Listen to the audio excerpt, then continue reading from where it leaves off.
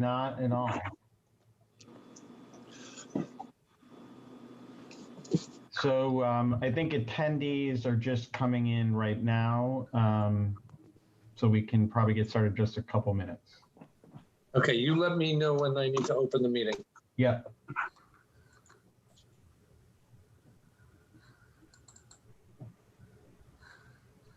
Sully, any further word on the due date? We're still with the September 12th. Okay. So we have differing opinions in my household, but we'll see. We'll just see what happens. Anxiously awaiting.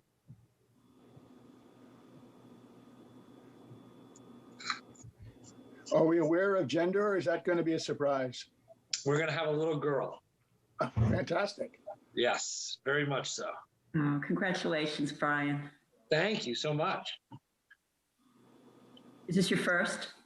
This will be my second. Okay. I have a son now. Okay. So How old is he? He's 9 going on 10. Okay. Oh, okay. So he can really help out. I'm negotiating now on a per diaper fee with him. Hopefully, we'll see what happens.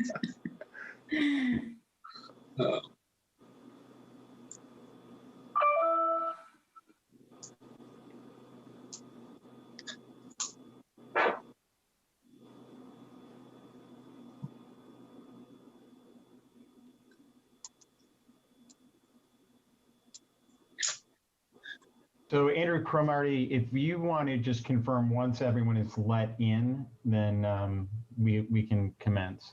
Sure. There were 18 registered people up. Now it's 14. So I think we can start. We can start. Okay. Well, terrific. Thank you, everyone, for joining us this evening for the public information session with respect to the Neighborhood First request for proposals.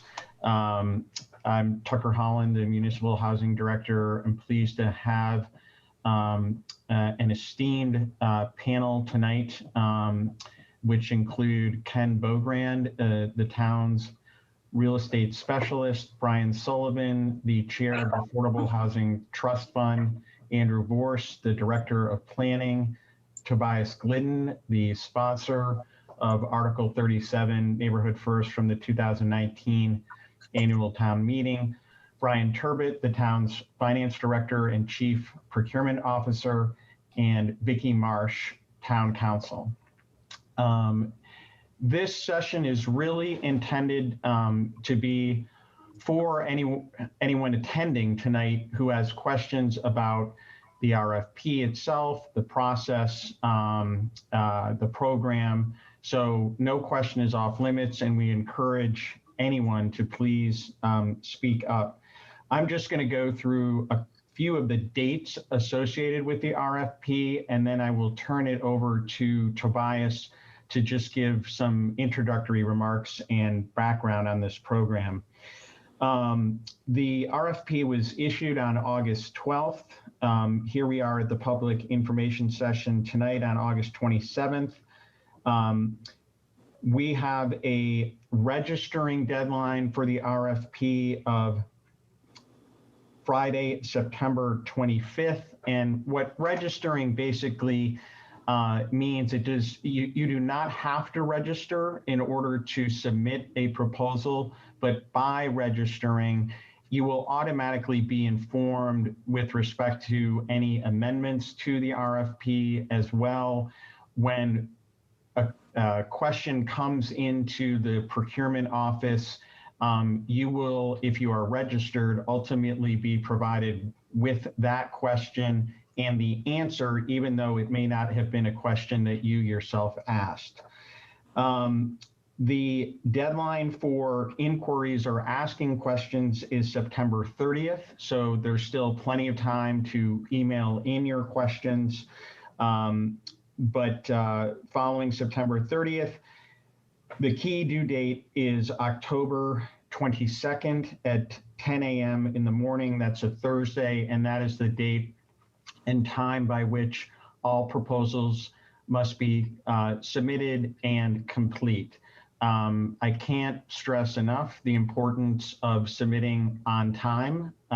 We are not in position to accept anything that is submitted after the 10 a.m. hour on Thursday, October 22nd. The intention is that proposals will be reviewed and recommended. There's several steps to that process, but that decisions, if you will, are intended to be made by the end of the year. So with that, I would like to turn it over to Tobias Glidden to give us some introductory remarks and background on this program. And I'll just mention that this is being audio recorded as well as live broadcast. Thank you. Great. Thank you, Tucker. And thank you for everyone who's joining us. A lot of familiar names on there and some I don't know. So hopefully there's some folks out there looking to contribute to the cause of affordable housing on Nantucket. So really briefly, because this forum is mainly here for folks to answer questions. I kind of came up with this article working very closely with Rick Atherton, and it really had two main focuses of the Neighborhood First program. One is to get the town into safe harbor so we don't see any, dense developments that are out of place on the island. And the other was to really create affordable housing where it would really fit into neighborhoods. And so I think what we're really trying to do here is to get as many people who are interested in potentially selling their properties to, participate in the RFP. What we're looking to, solve is kind of this generational shift that happens where you might have teachers or nurses, they retire and they want to sell their home, and that home is sold into either the short-term rental market or the seasonal market, and it depletes the amount of year-round housing on the island. So we're really looking to see a diverse group of homes here, spread out over the island. I'm really curious to see anything. I won't be participating in the review process, but I'm here in general to support the process and give support in the sense that I've seen it kind of unfold. There's a lot of people who have contributed to this process, and it's really nice to see the progress that's been made over the last year, and really in my mind actually how quickly some of the progress has been made to get to this point. Things move slowly in government, but this has moved fairly quickly in my mind. So here to answer any questions, and thanks for everyone for participating. Thank you, Tobias. I may ask Brian Sullivan to say a few words as the chair of the Affordable Housing Trust, which is the entity that issued the RFP. And Brian, I do not see on the attendee list that we have a quorum of members on Zoom, so we do not need to open the meeting. Great. Thank you, Tucker. Tobias, thank you for the lead-in and the note about the timing on how things have moved along. There's a lot of people who have worked through the process. I'd like to compliment and thank staff, Tucker, Ken, Eleanor, the Neighborhood First subcommittee that came together to work on creating a kind of three-pronged process based on the approval of Tobias's and Rick's Article 37 to kind of implement the funding to get us to safe harbor, create housing. It is not an uncomplicated process for a municipality to be purchasing property.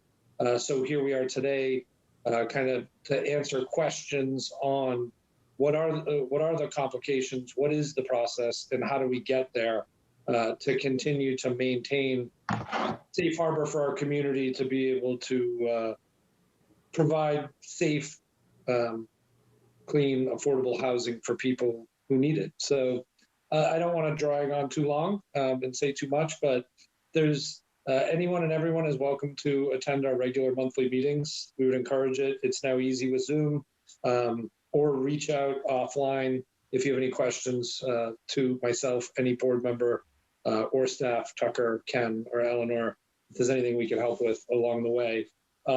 Not just with this program, we're working hard to implement other opportunities, whether it's closing cost assistance or creation of covenant lots or other ways that we can be helpful. So this is not our singular focus at the Trust. So thank you, Tucker. Thank you very much, Brian. Are there any other members of the panel that would like to say anything on the front end before we open it up to questions? I am not seeing any hands raised. So at this point, we will open it up to attendees to, again, ask any question that you may have related to the program and the RFP. You can let us know you would like to speak by using the raise your hand feature. Okay. And Gideon, if you unmute yourself, you should be able to speak. Once again, I think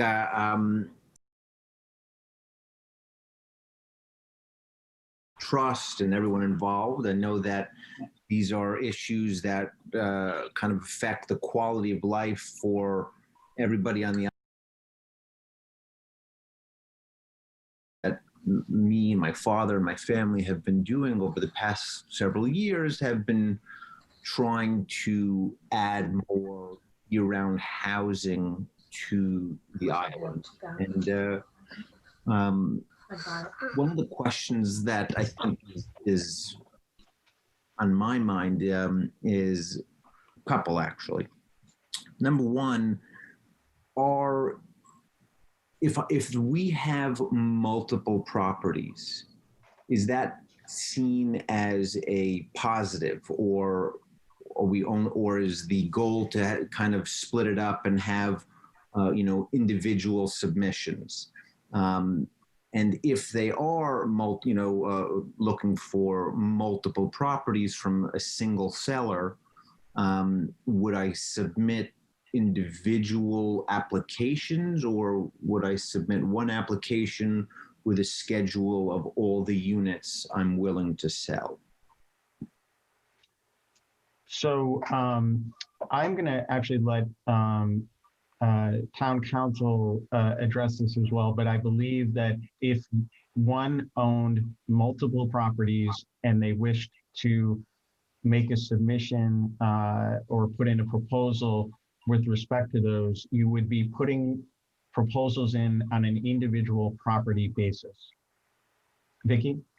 Yes, I would agree with that, Tucker, that we've outlined in the RFP that if anyone has more than one property they're going to be submitting, that they need to have a separate proposal for each one.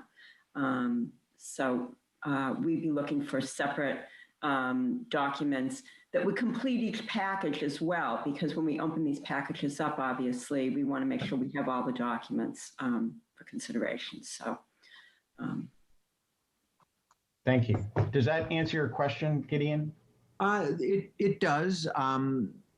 Individual kind of checklists for each property, but submitted in a single booklet, because what I'm looking to do is submit something like 15 properties and do it as a package. So this way it's one seamless transaction. I'm sorry, go ahead, Vicki. But we would ask that you submit each property with a separate, complete packet. Got it. Okay, that's what I wanted to. Okay. Yeah. So basically, copy and paste 15 times, but each unique deed and unique plot, etc. Understood. Correct. Yes. So you'd want to have the documents that are applicable for each property, but all the other documents can be the same, just like you said, copied and pasted and put together, assembled. But yes, you need a separate packet because it's going to have a separate, identification for us to chart. And so we want a separate complete packet for each one. Understood. Okay. If there's nobody else, I don't want to take up all the time. I have other questions, but I don't know if there's other people who want to chime in as well. At the moment, Gideon, no one else has raised their hand yet, so I would say please ask your next question. Great. Are condos, would condos be taken into consideration? I believe they would be taken into consideration, yes, as a potential residence. Okay. And the reason why I ask, and this is something that was not necessarily outlined in the RFP, but I'm quite familiar with the SHI process and the DHCD process. If 25% of the units on a plot, with a single deed, are affordable, then all of the units are counted towards the SHI list. So what I would like to be able to do, and I guess I'm asking for a little bit of direction of how the town would like me to approach it. We have a bunch of properties that are 3 units, a primary, a secondary, and then a tertiary. And there's a varied mix of 1s and 2s and 3 bedrooms. What we'd like to do is designate 1 unit per property as affordable. This way it meets the threshold. And all 3 of the units would be added to the SHI list. So this way, if the goal is to maximize the number of SHI units, then I think the town would get the best bang for their buck by getting 3, but only having to pay for 1.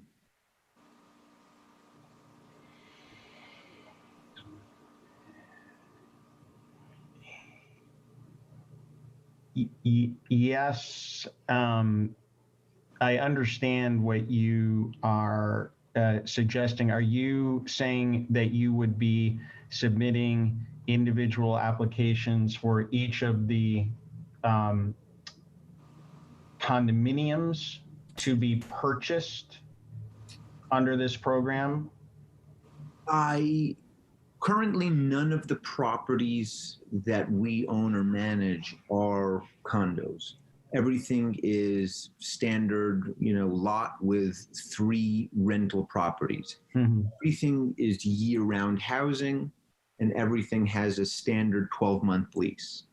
And most of the residents are working people, teachers and cops and so on.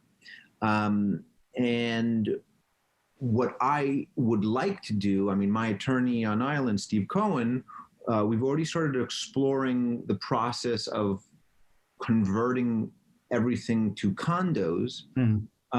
But what I would like to know is, and this may be from the town's council, what would be the most efficient way for the town to meet its needs without having to purchase 3 of the units, where we may only need to have 1 of the units sold, but get 3 SHI, 3 SHI listed. Tucker? Yes. It's Andrew. And Vicky, you could correct me here, but I believe what you're talking about applies to the rental units, not the ownership. So rental units, the 25% would count all of the units, but in an ownership situation, only the affordable are counted.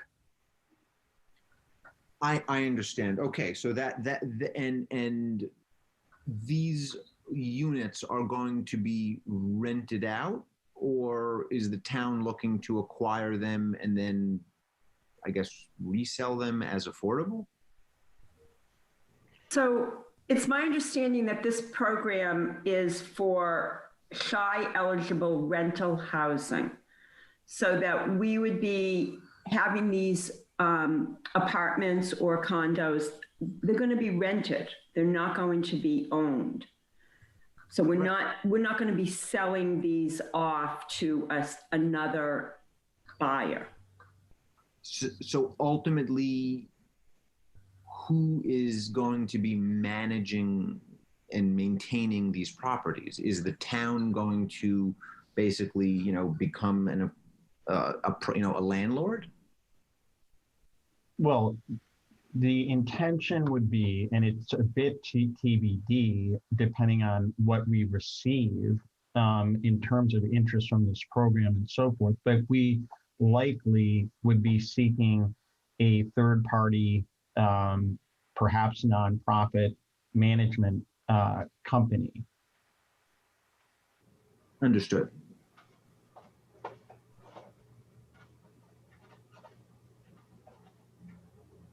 Tucker, if I may, I have a question that Gideon has raised. So for us to see the benefit of the 25% based on his explanation, we would have to buy all three of the properties on one fee simple, not just one of the condo units, and then rent all three of them, and at least 25% of it be affordable for the other units to qualify. That's correct? I believe that is correct, yes, but we can certainly check in with DHCD and run some scenarios by them just to clarify the understanding. So the individual, so going through the effort of condoing the units, Gideon, for the purchase as individuals would not be as attractive as you were leading that conversation. Correct. And that's why I'm, what has been outlined in the RFP is effectively a fee simple purchase. Here is the property. Now, would the, assuming it was outlined in a plan and so on, would the RFP or the board, would they consider, instead of a fee simple, would they consider basically purchasing a deed restriction, whereas in exchange for X dollars outlined in the submission, we will put in a deed restriction onto our property, and we would restrict unit 1 as affordable in perpetuity. And that way, the town only has to really pay for that restriction on one unit, but then all three of the rental units would be shy eligible. So I understand what you're trying to do, Mr. Platt, but I think that, first of all, DHCD has certain requirements when they take units or properties to be on the shy list. And so we need to have a restriction that they're going to approve of. And they have very strict requirements as to form and regulations that they need to meet for us to be able to have any units qualify in the shy list. So for instance, we've done other affordable housing projects that are coming up for review now, with DHCD, and they will look at the regulatory agreements and make sure that these affordable housing restrictions meet their requirements, but also that the program that it's approved under has to meet their requirements. So it's not as simple as just putting on an affordable housing restriction on your property and then saying, oh, DHCD can then qualify it. There's a whole process that needs to be gone through by DHCD. Gideon, this is Ken Beaugrand. The Neighborhood First program looked at 3 different strategies relative to addressing the needs under the proposal. And what you're talking about in terms of purchasing a deed restriction relative to rentals was a different strategy than the one that we're talking about in this request for proposal. Understood. Okay. I'm trying, because over the past few years, there's been, as we all know, there's been a lot of different strategies. I think if I recall, I was working or asked some questions with Tucker at the last RFP that I participated in, which was to develop 6 fairgrounds or 4 fairgrounds. But ultimately, we did not move forward. But I am very familiar with the level of detail that the DHCD will scrutinize when it comes to SHI eligibility. And certainly, the reason why I'm asking these questions is that I am trying to understand what is the most effective way to achieve the goal of SHI eligibility while not having to, I'll use the word, waste money unnecessarily. If we can achieve the same goal, I think it's a win-win. Tucker. Yes, thanks, Brian. I think, Vicky, correct me if I'm wrong, but I think we also have to be careful about the line of questioning, because we don't want to potentially lead somebody towards a decision that, I'm concerned, or I want to be careful about not particularly identifying one solution over another, because the RFP specifically says if you have property and you would like to sell it, or however, I mean, to make a proposal. And some of these questions are, I would almost consider trying to define how the committee is going to review the proposals already, and this is still only 3 weeks old. So I would be very careful about how some of how you answer some of this right now, just because I don't want to give the appearance that there's already a set conclusion of what the review committee may or may not want to see. Mm-hmm.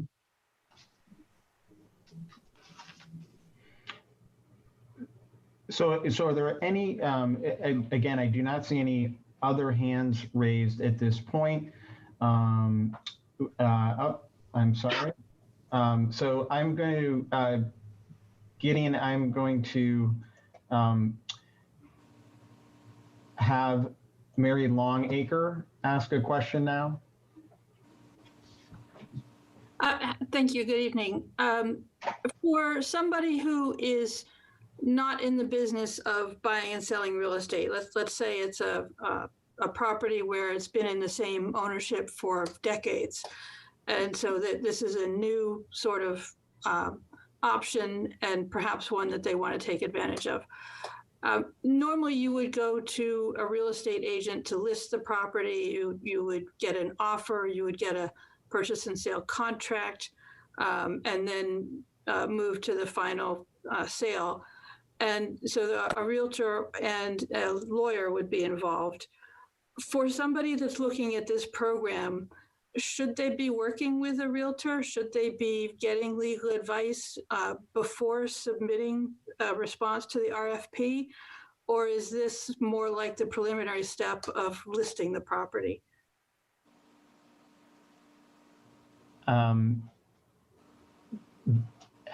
So I think I'm going to let town council speak to when you are submitting a proposal, you are in effect offering a binding arrangement if the town or the trust in this case were to accept what you are proposing. So having said that, it would be my inclination to say it's always a good idea to seek professional advice, but I'll let Vicki Marsh comment further. Actually, Tucker, I think you're absolutely correct. I mean, we've said in the request for proposals that we are deeming this to be an offer to the Affordable Housing Trust, and therefore is a we view this as a binding agreement with the town, with the trust. That being said, it's always up to an individual party as to whether they want to seek counsel or not. So it's really a personal decision that I certainly can't advise on or interfere with. So it really is a decision to be made by the individuals. So thank you. So I think the way that answers my question is that this is more of a commitment than a listing agreement, but not yet a sales contract. It's somewhere in the middle. And I certainly take your point about it's up to the individual to seek legal counsel, but I was trying to sort of place this in that process. You know, I would agree. It's definitely something that you should come prepared to have addressed any questions about the contract in the proposal that you make, rather than later. I think we need to clarify that.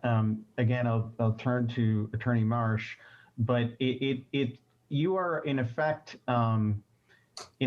entering into a purchase and sale if the trust were to accept the terms that you put forward in your proposal. So it is beyond sort of a listing agreement, I think, as you mentioned. This is really making a commitment to sell if it were accepted on the other side, obviously subject to some contingencies. Again, Attorney Marsh, if you had anything to add on that. No, I really don't have anything additional to add.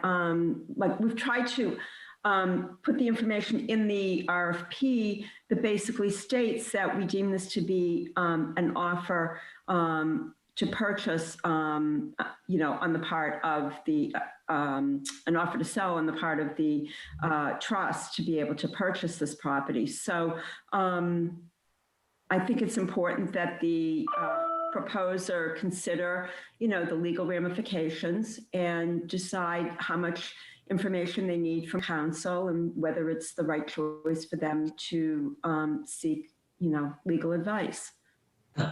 So if I can clarify just one more thing, thank you, that does help.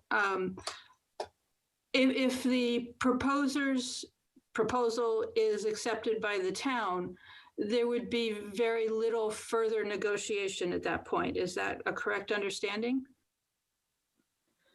Well, there's a purchase and sale agreement that we've put on attached to this RFP. And we ask that, you know, the proposer can certainly look at it and see if the terms are something that's acceptable to them. There is some room for negotiations once the property has been accepted and a bid awarded by the trust. But we also view this in a form that's not going to be substantially changed. So I think you know, that's for consideration of the proposer as well. Thank you. I appreciate it. It's helpful. Thank you, Mary.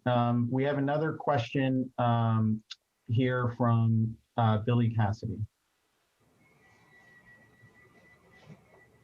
Hi, Mr. Chair, or Tucker, or Sully. Who do I speak through? Floor is yours. So I would humbly like to respond to Mary's question, and I would like to respond directly to Mary or anybody else that is listening. I think that everybody that is on the board here is, you know, in new territory, and everybody is trying to be very careful, appropriately so.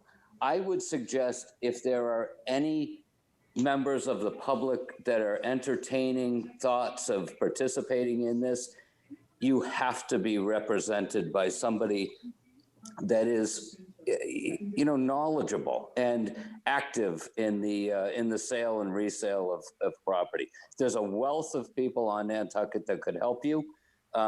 You don't necessarily have to hire an attorney, but you probably should.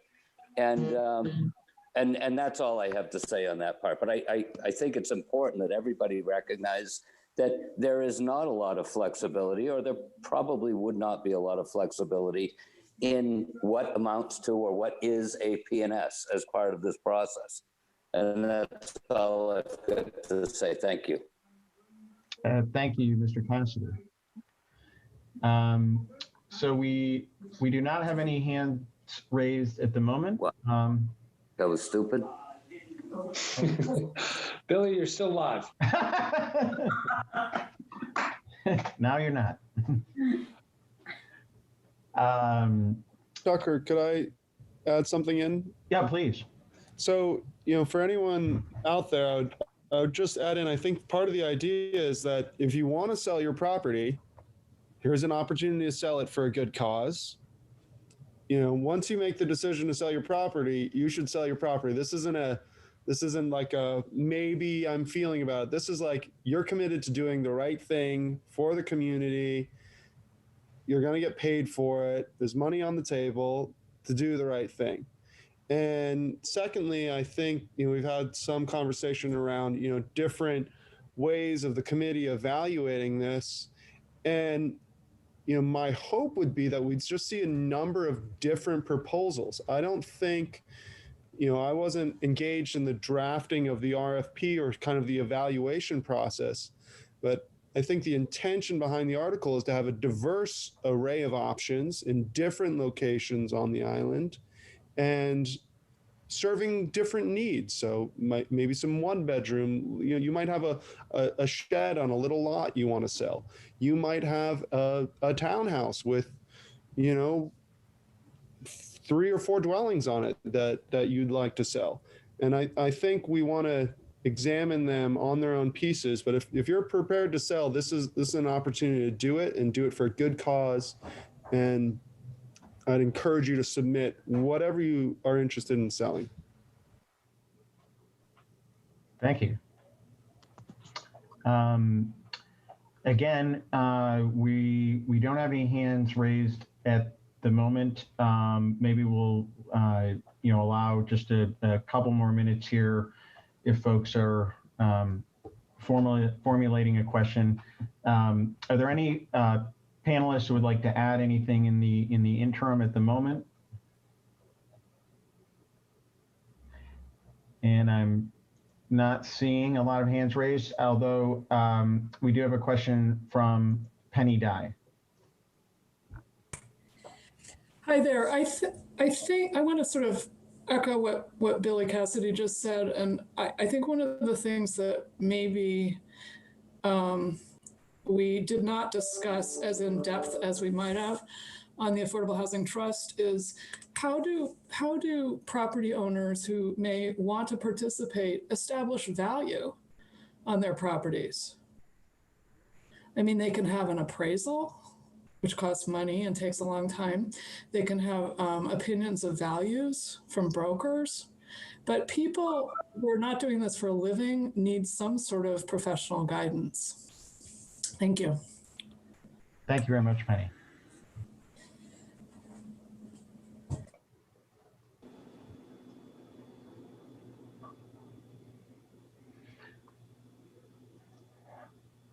All right. Well, we have a question from Laura Qureshi. Hi, can you hear me? Yes. Hi. Thank you so much for this opportunity to ask questions. It came to my attention just recently about the program, and it's really interesting to read upon it and to. I have recently last week reached out to Andrew at the at Housing Nantucket because I have a property listed at 19 Gray Avenue, and it has 2 dwellings, and we have 2 tenants already there that are full-time year-round tenants. And so the thought was we would do one into a covenant and then keep the other one and maybe use for our employees or again, keep it. The tenants that are there would love to stay. Nobody wants to leave. And so my question for you is, there's a lot of work that goes into that. So I called a land surveyor, and their fees to turn it into a subdivision is quite expensive. So there's a lot of upfront costs that one has to do versus right now I have it on the market to sell both lots, both houses as it is. So what's the, we want to help the island as best way we can. So what do you suggest? What do you guys recommend? I will direct this to Brian Sullivan. Thank you, Tucker. Laura, I think it's tricky recommendation. I am the chair of the trust. I am a real estate professional here. There is a program at the trust level that is not the one we're talking about tonight that we could help with the covenant lot creation process. If you chose to submit your property to the RFP based on how you have it listed for sale now, that's also an option for you. So if you were looking to dispose of it in its entirety, registering for the RFP and filling out the application would be the way to go. If you do want to retain ownership of a portion of it, and you'd like to reach out to staff, Tucker, at another time and learn about the covenant lot creation program that we have, that's another venue to go. But tonight's not the forum for that discussion. But happy to talk more about this RFP if you are looking to choose to sell it in its entirety. Okay, thank you so much. Thank you, Laura.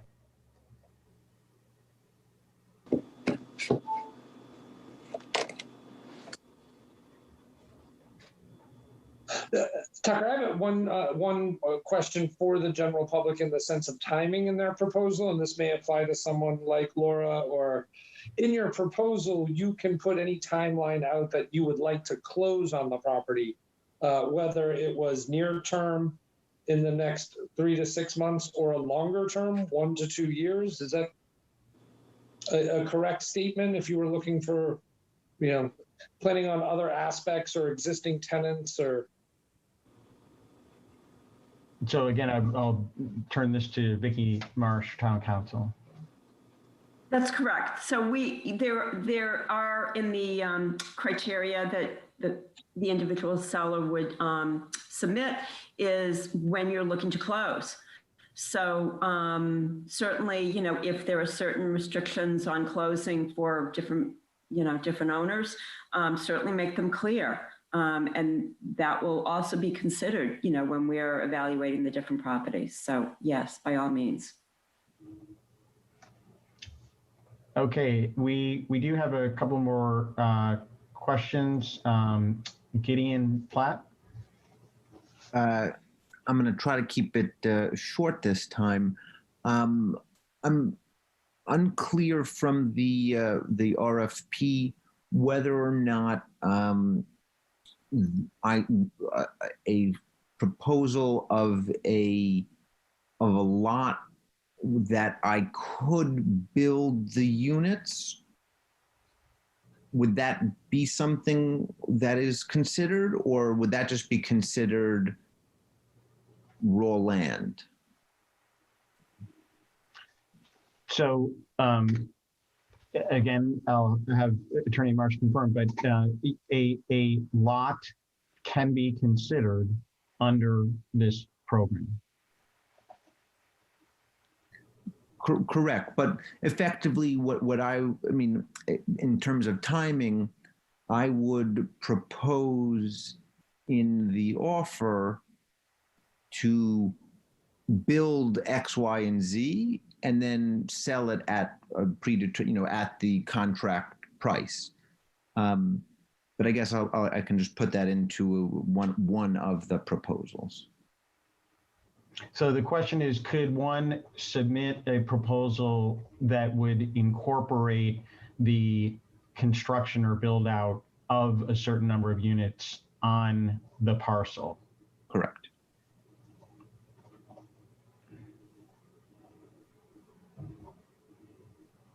So again, Vicki, I don't know if you want to add to this, but I believe that could be considered, it could be proposed. It could be, I suppose. I don't know whether I don't know. I don't know whether we consider just acquiring raw land and having someone build something on it. We're not able to evaluate the property really if it hasn't been constructed yet. So that would have to be a consideration, I think, of the trust. That would be something really up to the trust. Also, Brian Turbot, do you have any thoughts on this question? You're muted. Sorry, I know I forgot to take myself off mute. I still forget once in a while.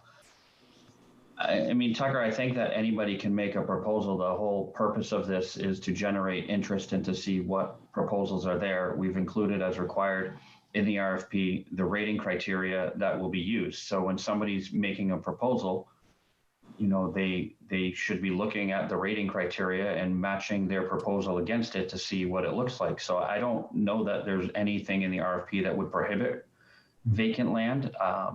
There's rating criteria or evaluation criteria that are included. And so I don't think there's anything that precludes it. I mean, I think the whole purpose is to identify what is out there and available, take that all in, have the evaluation committee review them, evaluate them, rank them as we have in the past when we've did these types of projects, and then make a determination on what is, you know, as it says, to either proceed with acquisition of properties or to reject all of it and not do it. So I don't think there's anything that precludes somebody from proposing a scenario like that. It would be ranked the way that the rate evaluation criteria are put forward. Thank you. Gideon, was there a further question, or if not, someone else does have their hand raised? I'm good, thank you. Thank you. And Laura? Hi. So I guess the biggest question for me is my tenants that are currently there. I do have it, it's listed, and they're going to be month to month now. So how does that work? Again, they would love to live there, continue living there. How does that program work for tenants that are currently there? And if they want to be part of that affordable housing, would they have an option to that? Or, you know, what would you advise somebody to that has their house that wants to put in the program, but they have tenants in both houses?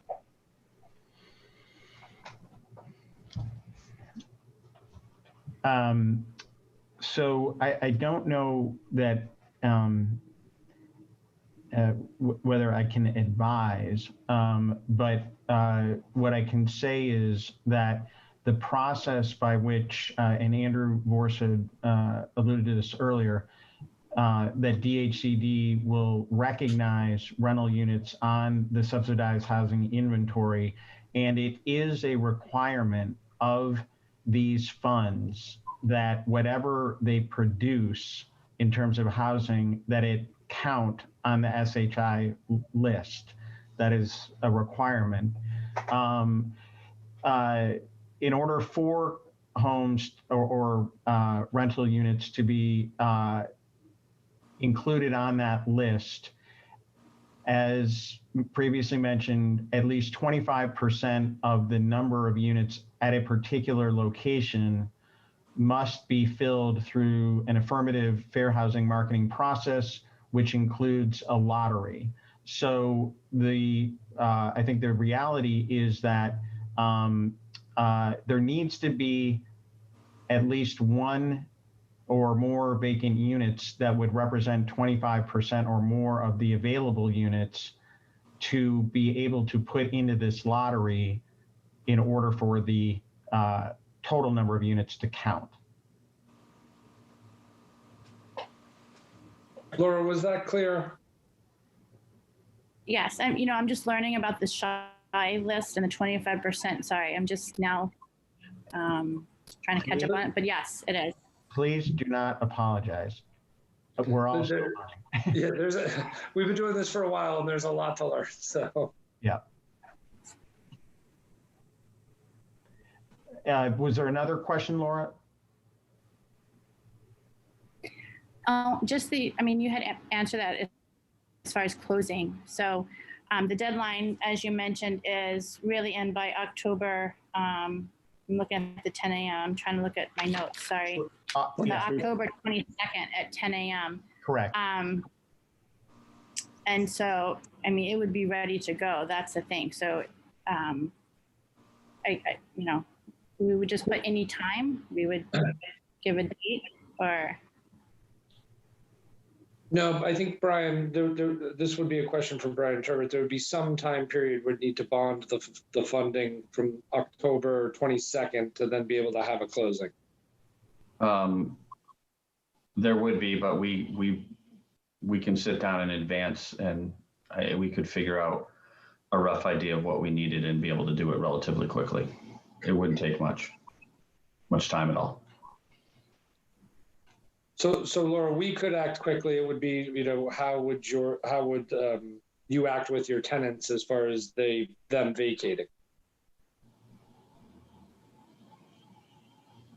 Yeah, and just to talk a little bit about the process that, following the receipt of all of the proposals, they will be opened that afternoon under the oversight of Brian Turbert, the Chief Procurement Officer, and then all initially reviewed as to their completeness. So incomplete proposals would be rejected.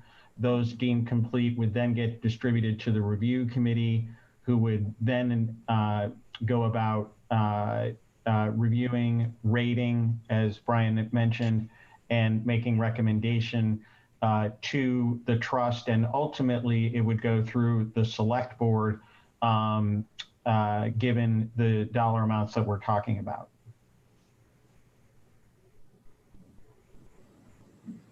Tucker, can you put an amount of time on that period for Laura?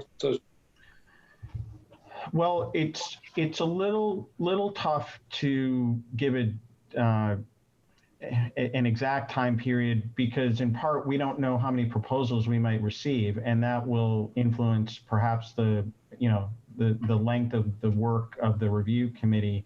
But as we stated on the front page of the RFP, our intention is to have made property selections by December 16th is the date that we have in there. So it's roughly a couple month time frame to make determinations. And as Brian Turbert just said, that a closing perhaps could follow shortly after that. That would be my rough outline. Tucker, could I just add one other thing? Yes, please. So even after the award is made, so there's the process of doing a purchase and sale agreement, which needs to be, negotiated and executed. That takes, usually 14 to 21 days to have that completed. In addition, the town is going to be actually purchasing this property.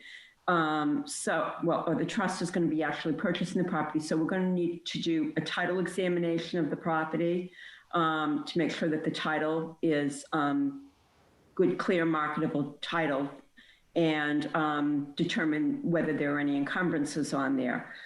So that needs to be done as well. So when we're looking at closing, although we can get our funds available fairly quickly, I would probably say that once the award is made, we're probably looking realistically at about 60 days out from that time period. Maybe Right. sooner, depending upon the nature of the property, but that would probably be the soonest.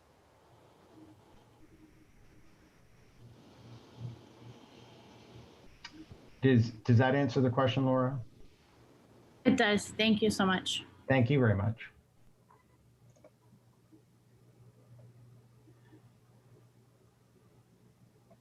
Okay.